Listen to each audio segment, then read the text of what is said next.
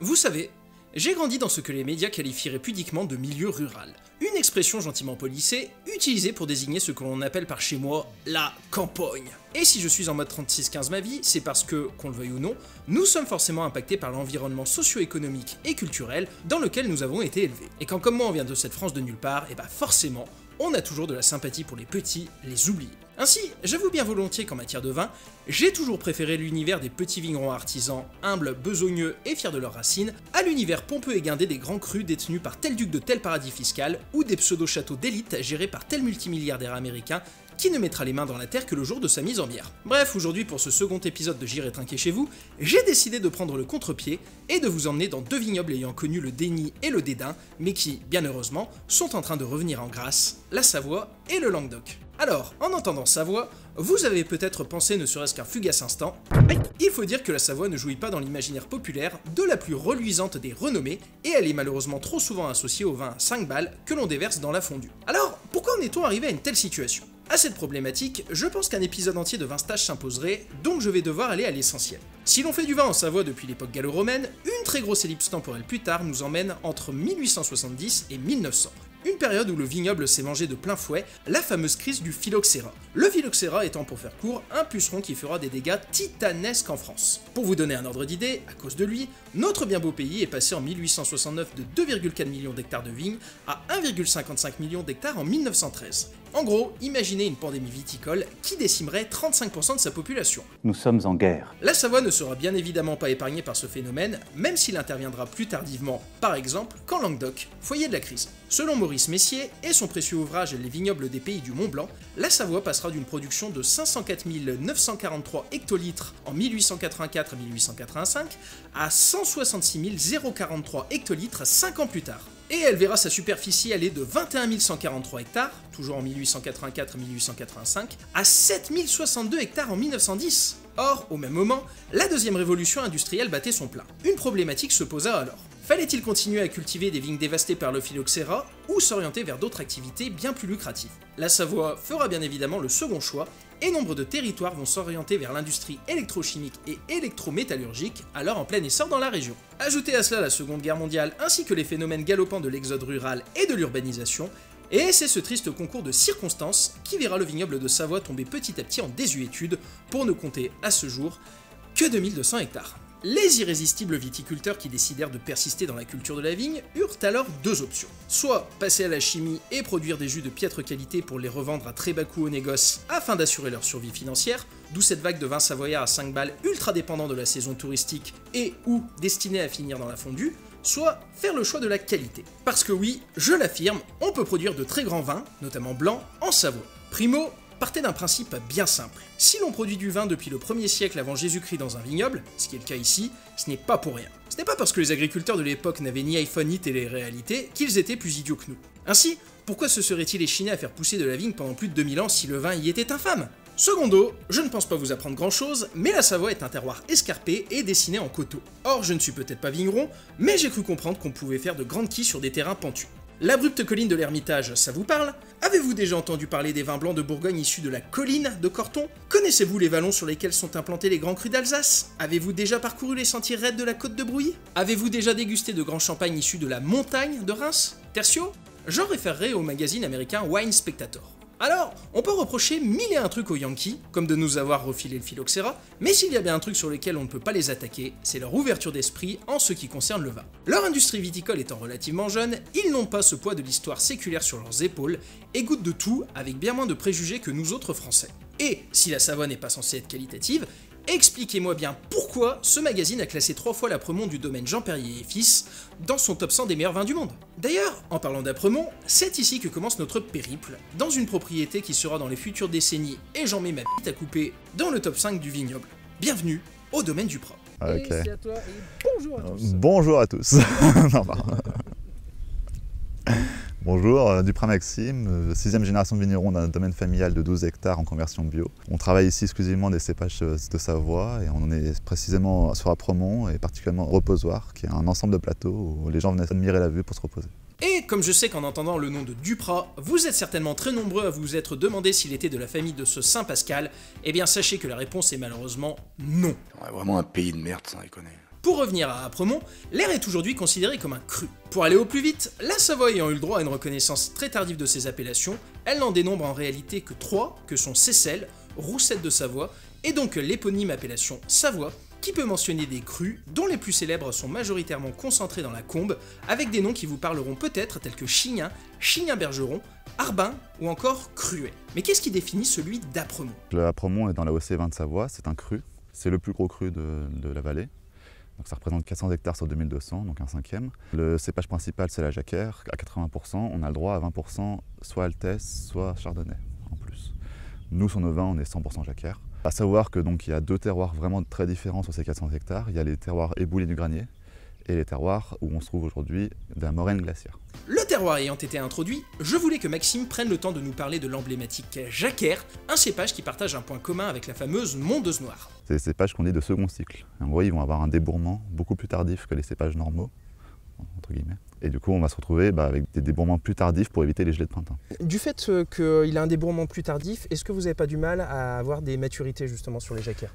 C'est une des problématiques de la Savoie qui fait cette mauvaise réputation. Et donc nous, pour pallier ça, on a planté des vignes avec des palissages beaucoup plus hauts. Si on devait essayer de définir un peu la jacquère, est-ce que c'est un cépage qui est plutôt sur la structure, sur la rondeur, sur la gourmandise? Comment est-ce que tu le définirais toi? C'est un cépage vraiment où le fruit est exacerbé et on travaille très bien avec les acidités.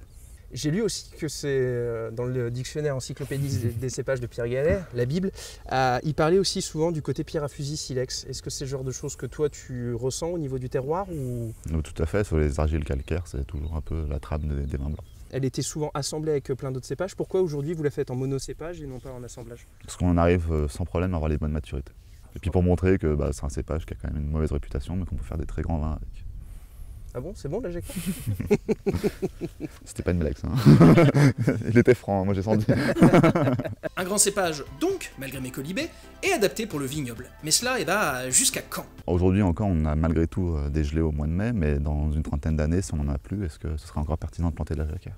Est-ce que vous avez des pistes pour d'éventuels cépages pour remplacer ou pour l'instant c'est... Après on a tout ce qui pourrait être Altesse, on a une cinquantaine de cépages typiquement savoyards après on pourrait... Jusqu'à 50 cépages de savoyards? Ah oui, on a un paquet.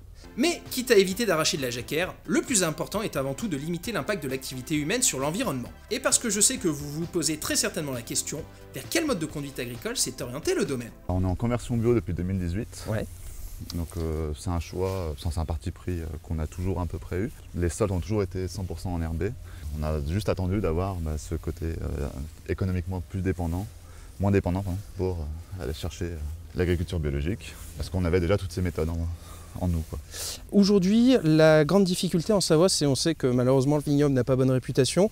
Est-ce que c'est pas un peu, je vais être provocateur, mais un suicide économique que de passer au bio? Ça l'est un petit peu. Oui, mais malgré tout, vu qu'on a des terroirs qui méritent d'être mis en valeur, on a des vins qui méritent d'être mis en valeur et qui méritent d'être valorisés. Bon, par contre, les bébêtes et le respect de la biodiversité, c'est bien gentil, mais quand ça décide de vous piquer, c'est déjà moins fun. Ah putain, saleté! Action! Ah mais j'aurais pas dû foutre le pied dans la fourmilière. Putain. Pour ce qui concerne la deuxième Varstage boîte, j'ai décidé de partir sur leur cuvée Le Moulin, qui va me permettre d'introduire une notion phare dans le vin, celle des climats. Si ceux-ci furent l'élément central de la reconnaissance par l'UNESCO des fameux climats de Bourgogne, tout ceci peut paraître un brin du bullshit marketing pour les consommateurs. Comme si des vignes plantées à 100 mètres les unes des autres n'étaient pas soumises aux mêmes conditions climatiques. Fais pas genre. Pourtant, avec ses versants escarpés, son dénivelé et ses couloirs venteux plus ou moins chauds, les parcelles du moulin sont une parfaite illustration du phénomène des climats. Faut savoir qu'on est sur les vignes les plus jeunes du domaine, elles ont 26 ans aujourd'hui. C'est un coteau qui est en fait inversé. Donc on a, au lieu d'être exposé au soleil levant ou au soleil couchant, on va vraiment être sur des terroirs très frais. Donc ça va vraiment exacerber le fruit, le côté très droit et direct d'un vin, qui ne va pas avoir donc, une grosse amplitude d'embouche, mais malgré tout, un très bon vin d'apéro. Les rangs sont très grands et du coup on a vraiment entre le début d'un rang et le haut, on a une vraie différence. Et vous avez quelle différence on a quasiment 60 mètres de dénivelé. Sur la même parcelle? Ouais. Et lorsqu'on bascule sur l'autre versant, là, c'est le jour et la nuit. Exactement, en fait, sur tout le domaine, c'est le seul endroit qui a un climat méditerranéen. En fait, on est sur un couloir sableux où y a un vent comme un vent un sud qui circule et on a la pousse de pin et des variétés de plantes de Montpellier type la filante. On est exactement sur l'autre versant et ouais, c'est vraiment un climat beaucoup plus chaud. En plus, la parcelle est vraiment orientée différemment par rapport au soleil et on est sur un climat très froid d'un côté et ce couloir méditerranéen chaud. Qu'est-ce que cette parcelle va vous apporter en termes de goût? C'est vraiment le côté de la parcelle qui exacerbe vraiment le fruit. C'est vraiment ce côté opulent qui va vraiment prendre en bouche, vraiment très fin. Et alors, j'aurais rêvé de vous présenter les autres climats du domaine, comme celui à partir duquel la cuvée d'élite Phoenix est élaborée, mais vous connaissez les bails, les vidéos trop longues sur YouTube, tout ça. Cependant, je voulais quand même prendre le temps de vous présenter l'une des grandes spécificités du domaine, et je m'excuse d'avance pour les bourrasques, nous avons bien évidemment tourné cela dans le climat le plus vanté du domaine. On est les seuls du vignoble de Savoie à avoir des vignes en lyre. C'est une idée qui nous est venue d'une problématique, c'est faire mûrir mieux le raisin. Au lieu d'avoir simplement pendant une vigne en ligne droite, on est allé ouvrir le palissage en deux, c'est ce qui se passe ici. On a vraiment une forme de lyre en V, et du coup on décuple l'exposition au soleil des feuilles. On a une surface foliaire qui est décuplée. On va gagner 1 degré en moyenne d'alcool. Donc plus d'alcool, donc une meilleure maturité. Des vignes en lyre qui, d'ailleurs, ne pourraient plus être ainsi palissées aujourd'hui, joie des stupides cahiers des charges de l'INAO. Exactement, en fait on a un problème par rapport au cahier des charges de densité à l'hectare. Normalement, pour être dans la OC 20 de Savoie, il faut au minimum 5000 pieds hectares. Ici, on n'en a que 3300. Mais c'est les seuls qu'on aura demain. Si on doit les arracher, on doit replanter en vigne normale. Enfin, était-il temps de passer à la partie dégustation. Et ce que j'ai adoré lors de ma première visite, c'est ce côté vin de garage, avec des élevages en cuve ovoïde, en cuve inox, en cuve béton, voire même avec les très rares cuves en émail. Oui, vous l'aurez compris, moi et les cuves, c'est ma grande passion. Bonjour à tous, c'est Luc Geoffrey de Vinstache et aujourd'hui, je vous emmène au domaine du vin pour une petite séance de dégustation pour vous faire découvrir la cuvée. C'est absolument ridicule. Le moulin, aujourd'hui, en termes d'élevage, comment est-ce que vous le faites? Cuve béton pendant 6 mois. Tout bête. C'est un parti pris qu'on a toujours eu de vinifier en béton parce qu'on aime bien la micro-oxygénation que ça amène. Millésime 2019, comment s'est passée l'année 2019 pour vous? Très mal. Bon, ça ne mérite d'être honnête. Non, c'est bien passé, hormis la grêle, on va dire. Ouais. Après, donc, ça fait des rendements plus réduits, donc je pense qu'on est sur un très très bon millésime au niveau de la matière et du raisin. Et par rapport au recul que vous avez au niveau du domaine, en termes de millésime, tu le positionnerais comment en 2019? Sûrement le meilleur, ouais. Honnêtement, parce que justement, du fait de ces rendements plus faibles, on a vraiment des belles surprises. Et ben on va goûter ça. On a vraiment cette fraîcheur, c'est toujours un peu... C'est direct, hein, c'est la jacquère, c'est vraiment ce côté ciselé un peu. On a le gros fruit en bouche, le citron, tout va bien ensemble. Ce qui me marque vraiment au niveau de cette cuvée, c'est au début un panier de fruits blancs. Moi j'ai vraiment ce côté très panier de fruits blancs et aussi cette dimension, j'ai un peu moins, il y a une dimension agrume mais je l'ai peut-être un peu moins, par contre j'ai vraiment le côté silex, pyrafusis, ce côté hyper minéral. En termes d'alcool, en plus on est sur quelque chose seulement à 11 degrés, ce qui est quand même assez peu commun aujourd'hui pour les vins blancs au final. Tout à fait, c'est cette partie pris vraiment de ce vin très léger, très facile à boire pour l'apéro. Et comme vous aviez été très nombreux lors du premier épisode à me demander de préciser les durées de garde du vin... Vu qu'on a changé un peu les façons de vinifier, je pense d'habitude j'aurais dit 1 à 3 ans, là on peut bien aller sur 5. Mais on a maintenant la fermentation malolactique. Vous vouliez apporter plus de rondeur? Voilà, plus de rondeur, un peu plus de matière aussi, du fait de ce raisin qui était très très bon à la base. On a vraiment voulu l'accompagner le plus possible. Et pour finir sur la vinification, et comme Maxime m'a écrit après le tournage pour me le préciser, vinification à 100% sans intrants et avec levure indigène, en clair, avec les levures naturelles des raisins. Pour la suite de cet épisode, j'ai longtemps hésité à vous présenter un rouge issu de la Mondeuse Noire, qui est l'un des cépages emblématiques de la région. Mais galérant à trouver un ou une bonne candidate, je me suis dit, c'est quoi, fuck, on se casse dans le Languedoc, voir mon poteau Vincent. Alors, le Languedoc, bon, comment dire. Si je vous expliquais en introduction que la Savoie mériterait un épisode entier de Vinstache, le Languedoc, lui, mériterait carrément un long métrage. En effet, il y aurait tant à dire sur le plus étendu des vignobles français. Pourtant, malgré son immensité, le Languedoc souffre depuis plus d'un siècle d'une image de vin bas de gamme issue d'une viticulture de masse. Pourquoi ? Eh bien très rapidement, et je vais devoir passer outre moult détails, je vous dirai qu'avec la fameuse crise du phylloxéra, dont la région fut l'épicentre, le vignoble va rentrer dans une crise dont le point culminant interviendra en juin 1907, lors de la fameuse révolte des vignerons, où Clémenceau ira jusqu'à appeler l'armée pour calmer les esprits. Au même moment, les vins locaux, déjà peu valorisés, connurent la concurrence des vins d'Algérie, et les petits producteurs se retrouvèrent sous le joug des négociants. Négociants très importants à Nîmes et à Béziers, et qui, je cite, visaient un standard de qualité et de typicité gustative en réalisant des coupages de vins de plusieurs origines, soit une conception purement manufacturée du vin. Or, le Languedoc étant un bastion historique de la gauche radicale, les petits producteurs, là de la pression des négociants, vont commencer, et cela dès le début du XXe siècle, à se regrouper en caves coopératives. Caves coopératives qui vont devenir à partir des années 30 des composantes fondamentales de l'économie rurale. Un modèle qui va perdurer pendant des décennies, puisqu'en 1995 encore, elle représentait près de 75% des raisins vinifiés dans la région. Or, ces caves coopératives valorisant avant tout l'humain et l'entraide,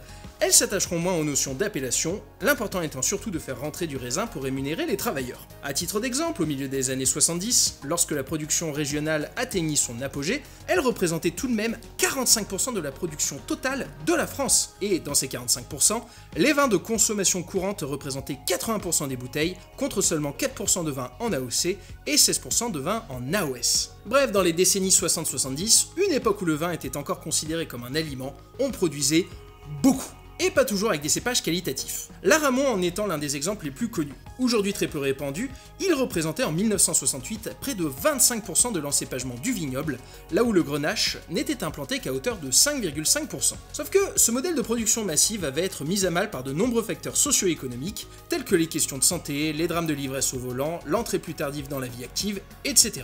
La consommation de vin devient alors plus occasionnelle, les Français veulent boire moins, mais mieux. Un homme va être la figure de proue du renouveau qualitatif du Languedoc, un certain Aimé Guibert. Industriel gantier à la base, il fondera le fameux mas de Thomas Gassac dans le village d'Agnan. Appuyés par l'énologue Henri Engelbert, ils révéleront un terroir parfait pour le cépage Cabernet Sauvignon, une variété typiquement bordelaise. Ayant prouvé que le Languedoc pouvait rivaliser avec les plus grands vins français, le vignoble va entrer dans une véritable mue qualitative au milieu des années 80, début 90. Une mue portée soit par des anciens coopérateurs décidant de sortir du système des CAFCOP pour créer leur domaine, soit par des nouveaux arrivants pleins de bonne volonté et attirés par les prix bas de l'hectare. Fort de ces nouveaux talents, le Languedoc va renaître de ses cendres et certaines appellations vont connaître de véritables hype auprès des consommateurs comme avec Pic Saint-Loup, les Grès de Montpellier ou encore les terrasses du Larzac. Et bien c'est à l'ouest de celle-ci et au nord de l'appellation Faugère que se poursuit notre voyage au cœur de l'IGP Haute-Vallée de l'Orbe. Bienvenue au domaine Pélissol. Bon, salut, moi c'est Vincent, vigneron moitié druide, moitié geek, perché dans le parc naturel du Haut-Languedoc à Bédarieux, où je cultive avec amour 5 hectares de vignes depuis 2012. Et alors Vincent, c'est comme dirait l'ami Finot, un sacré zèbre. Il se trouve que, lorsque j'ai démarré Vinstache et que mes épisodes étaient encore montés avec le cul, il fut l'un des tout premiers vignerons à me suivre. Pourquoi ? Parce que Vincent, c'est le genre de geek avec lequel je me suis retrouvé à 1h du mat à parler d'Atari ST, de films de Tsui Hark, du cinéma de quartier de Jean-Pierre Dionnet, de FF7, des vidéos d'Alt 236 ou même encore des decks bleu-blanc qu'il jouait à Magic the Gathering. Je pourrais aussi vous dire que Vincent, c'est le genre de vigneron un brin punkos qui se baigne au mois de novembre dans la rivière du coin pour promouvoir son brosé, mais je pense qu'il vous expliquera bien mieux que moi son parcours de vie un brin atypique. Je suis né dans ces murs. C'est la maison que mon père a achetée en 1976 et il l'a achetée parce que mon grand-père était l'ouvrier agricole ici. Moi, la vigne, ça me parlait pas du tout. Moi, j'étais plus à m'amuser sur l'ordinateur avec mes copains, gros geek de base. Et jusqu'à mes 18 ans, moi, j'avais qu'une envie, c'était m'échapper et partir le plus loin possible. Je me suis lancé vers des études scientifiques une fois le bac en poche. J'ai commencé par faire un DUT chimie et dans la foulée, je suis parti vivre du côté de Marseille, à Lavera, où j'ai principalement œuvré en tant que technicien recherche sur les catalyseurs plastiques. Au bout de quelques années à travailler dans une atmosphère, on va dire, bien polluée et saturée, je me suis dit, mais qu'est-ce que je fous là? J'ai posé des candidatures à toutes les écoles d'œnologie de France et j'ai été pris à Toulouse pour donc poursuivre mes études en tant qu'œnologue, donc degré master en œnologie. J'ai commencé le parcours classique d'un œnologue de terrain, c'est-à-dire aller un peu de domaine en château, de château en notre propriété, des vinifications un peu partout en France et puis à l'étranger. Donc j'ai eu l'occasion d'aller faire un hiver au Chili notamment. Après le Chili et quelques expériences en France, j'ai fini par accepter une mission de 4 mois pour la Chine. De 4 mois, en fait, j'y suis resté 6 ans. Mais cette question des vins naturels a commencé un petit peu à m'obséder jusqu'au moment où j'ai eu une espèce de révélation en dégustant une bouteille de chez Didier Barral. Je me suis quasiment assis, j'ai fait le gars il fait exactement tout le contraire de ce qu'on me dit de faire à l'école, mais j'ai jamais vu quelque chose d'aussi bon. Et donc si un jour j'étais vigneron et si un jour je vais faire du vin, je travaillerai selon ces méthodes-là. Travailler d'une façon agroécologique et surtout vinifier sans intrants, sans justement tout ce qu'on m'a appris à l'école. Et si je voulais que Vincent prenne le temps de détailler son CV, c'est parce que l'on va parler des vins naturels. un sujet qu'on me demande très souvent d'aborder. Or, le milieu nature, et c'est un vilain stéréotype, m'a souvent rebuté car je trouvais que les vignerons embrassaient cette philosophie plus par conviction politique que parce qu'ils en avaient le bagage technique. Or, avec Vincent, un homme issu d'un pur cursus scientifique, je savais que c'était du sérieux. Puis voilà, il suffit de comparer ces vignes avec celles des parcelles voisines pour le constater. Donc en conventionnel, comme on peut voir, il n'y a pas d'herbe. Ces sols-là, ils ont été décapés ou désherbants, il n'y a pas de bactéries, il n'y a plus de micro-organismes, donc toute la matière organique disparaît. Si on s'amuse un peu, enfin on essaie de planter une lame dans le sol, c'est très compliqué, parce que vous voyez, c'est très compact. Je ne sais pas si vous avez remarqué, mais il n'y a pas un insecte, il n'y a pas un scarabée, il n'y a pas de fourmis, il n'y a rien. Il n'y a pas spécialement d'odeur, il n'y a pas d'humus. Une vigne qui a été cultivée de façon intensive, elle vit sur l'engrais et elle vit sur rien d'autre. Il y a beaucoup de feuillage, c'est vert pétard, c'est quasiment fluorescent, parce que c'est une vigne qui est gavée d'azote, qui est gavée d'engrais. Alors que sur une vigne, donc comme on va voir que je cultive moi, on change complètement d'univers. Donc là on peut constater que le sol n'est strictement pas le même. Je peux le prendre à pleine poignée sans forcer. Ça s'égrène très facilement, hein. C'est une espèce de presque de semoule. Hein. L'odeur est déjà très différente. Là, on a une espèce d'odeur un peu d'humus qu'on n'aurait pas sur un sol qui n'est pas vivant. L'idée, c'est que l'herbe, c'est pas ton ennemi. L'herbe, c'est la nature et il faut laisser la nature reprendre ses droits. Parce que pourquoi je laisse autant d'herbe, c'est aussi pour que les insectes aient un milieu dans lequel ils peuvent se réfugier. Là, on voit il y a des petits papillons qui volettent, là, tu peux en voir plein. Ouais, bah, j'ai des moucherons là partout. Voilà, si on cherche un peu, on va gratter, on va trouver des fourmis, des araignées. On voit une magnifique toile là. Une vigne, c'est pas naturel. On crée un déséquilibre dans la nature. Donc, pour atténuer l'impact de ce déséquilibre, c'est bien, plutôt que de continuer à combattre la nature, d'essayer au contraire de ramener de l'équilibre et d'essayer de la comprendre. Donc, laisser de l'herbe, laisser de la biodiversité, essayer de mieux comprendre comment les choses fonctionnent, c'est important, plutôt que de se dire la nature, je vais la plier, je vais la contraindre, je vais en faire ce que je veux. Ça marche jamais, parce qu'à un moment ou un autre, la nature te rattrape et ça se passe très très mal. Bref, un grand vin, cela part avant tout de grands raisins. Pour le nature, même si ce n'est pas encore fixé légalement, un syndicat des vins naturels fondé en septembre 2019 travaille d'ailleurs sur la question, les vignes doivent être conduites soit en bio, soit en biodynamie. Le vilain mot est lâché, la biodynamie. Et ça va swinguer dans les commentaires. Pourquoi ? Parce que la biodynamie est née du philosophe autrichien Rudolf Steiner et que, règle numéro 1, il faut toujours se méfier des Autrichiens. Pourvu que ce soit pas des Autrichiens, parce qu'on n'a pas besoin de ça en ville. Plus sérieusement, Steiner était aussi un occultiste fondateur de l'anthroposophie, un courant ésotérique. Et l'ami Rudolf avait un avis sur absolument tout. Mais genre, vraiment tout. La famille, la politique, la science ou même encore la démonologie. Puisqu'il écrira plus de 30 ouvrages et donnera selon Wikipédia plus de 6000 conférences. D'ailleurs, un cycle de 8 d'entre elles sera ensuite retranscrit pour donner naissance au fameux cours aux agriculteurs qui deviendra la bible du mouvement de la biodynamie. Or, si Vincent n'a jamais cherché à être labellisé en biodynamie, il en applique quelques préceptes. Et je trouvais que la vision d'un chimiste / scientifique de formation sur ce sujet hautement inflammable et casse-gueule pouvait vous intéresser. Pour moi, Steiner, c'est quelqu'un qui a eu une bonne intuition, mais qui n'a pas eu forcément la bonne théorie, qui n'avait pas le bagage. J'ai presque envie de faire la comparaison avec la psychanalyse, c'est-à-dire que Freud, il a mis le doigt sur quelque chose d'intéressant, mais par contre, maintenant, je pense qu'il n'y a aucun psychologue sérieux qui se revendique de la psychanalyse. Parce qu'en gros, je pense qu'il a eu des bonnes idées, il a eu des bonnes intuitions, mais après, sa théorie est complètement foireuse. Tu me disais que quand tu avais lu le cours aux agriculteurs, le fameux, toi... Il a fini contre le mur. Parce que c'est totalement ésotérique et c'est vraiment incompréhensible. Enfin, mais il y a des principes intéressants. Alors, il y a effectivement la fameuse préparation 500, la corne de bouse. Donc, là, c'est pareil. Vous vous dites, mais c'est complètement débile. On prend une bouse de vache, on met ça dans une corne. On enterre ça, on la déterre 6 mois plus tard. Ensuite, on dilute ça dans de l'eau qu'on a fait tourner dans un sens puis dans l'autre pendant 1 heure à température du corps. Et on va balancer cette préparation entre guillemets sur 1 hectare de vigne. Et soi-disant, ça fait tout pousser, tout est merveilleux. Les gars, ils vont là, ils font, mais t'as fumé du crack. C'est complètement débile. En fait, c'est nul, c'est ésotérique. En fait, t'as fumé quoi. Si toi, tu as un petit peu de formation scientifique, tu dis, qu'est-ce qu'il y a dans l'estomac des vaches ? Il y a plus de 13 ou 40 souches de bactéries différentes. Les ruminants ont énormément de souches de bactéries pour les aider justement à digérer l'herbe. Donc une bouse de vache, c'est un concentré de bactéries.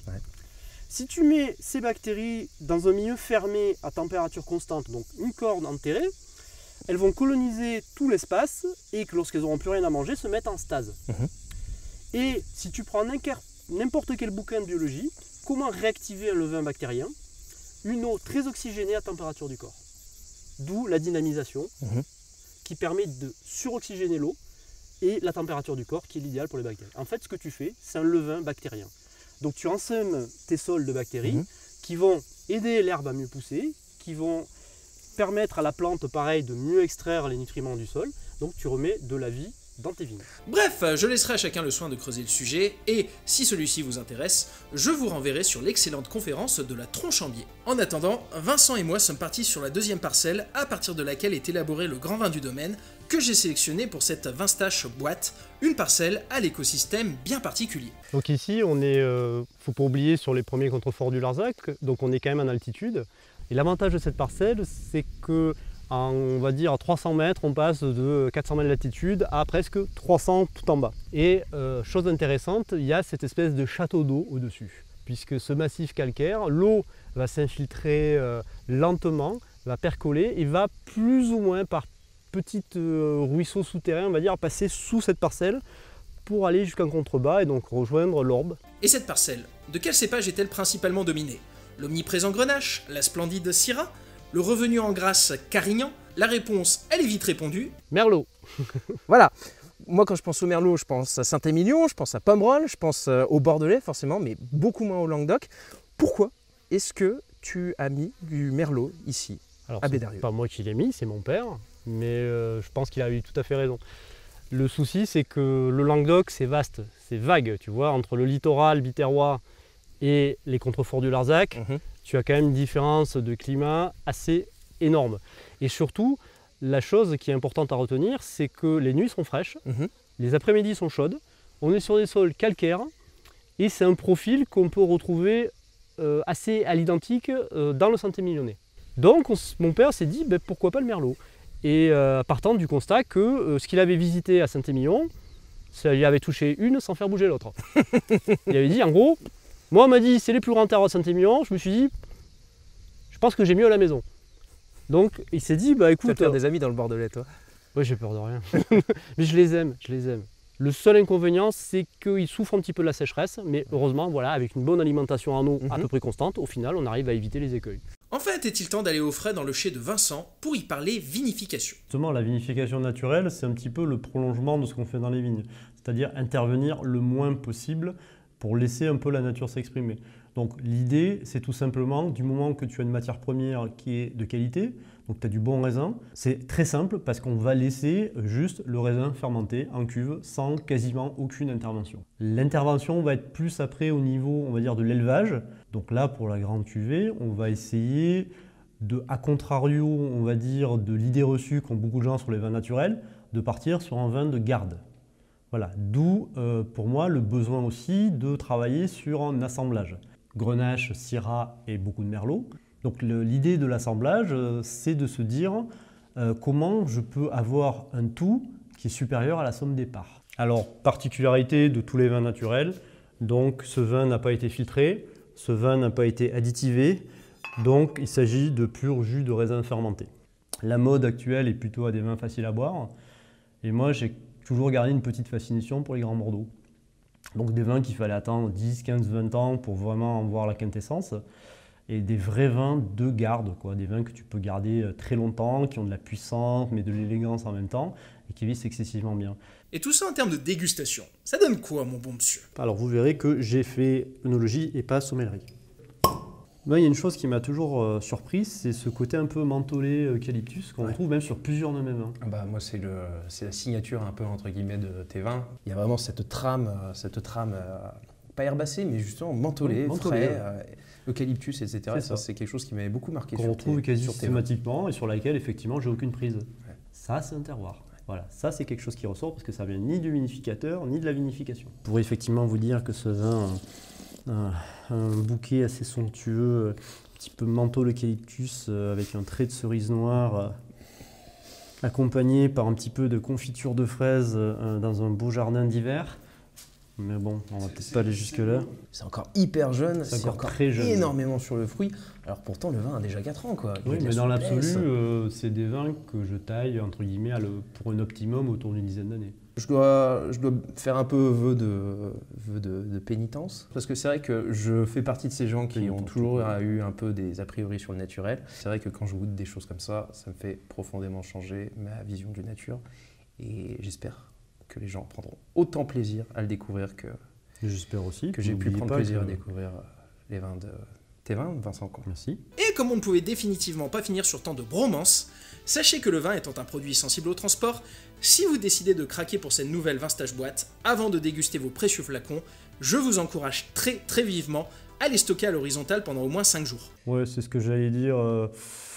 Disons que si ton rendez-vous Tinder vient de Lille, tu vas peut-être lui proposer un thé et de se reposer 10 minutes avant de lui sauter dessus. De même, les vins nature étant des produits vivants, qui peuvent avoir quelques menus déviances à l'ouverture, n'hésitez pas à les aérer au moins 2 bonnes heures à l'avance, parce que, franchement, si vous les buvez dans les 15 minutes, c'est du blasphème comme dirait l'autre. Cette Vinstage boîte vous est proposée au tarif de 32 €, livraison incluse en point UPS, 29 € de boîte, plus 3 € de port. Si je précise cela, c'est parce que la livraison étant offerte en point UPS des 6 bouteilles, si vous prenez par exemple 3 Vinstage boîtes, eh bien vous vous économiserez 9 €. De même, j'ai lancé en septembre via ma chaîne secondaire une sélection foire au vin, donc si vous voulez compléter avec celle-ci, n'hésitez pas. Niveau expédition, celle-ci se fera d'ici 2 semaines. Mon process est maintenant réglé, mais c'est juste que lorsque vous faites tout seul, préparer plusieurs centaines de commandes, ça prend un peu de temps. Pour le reste, ça se passe sur www.vinstache.com. A bientôt.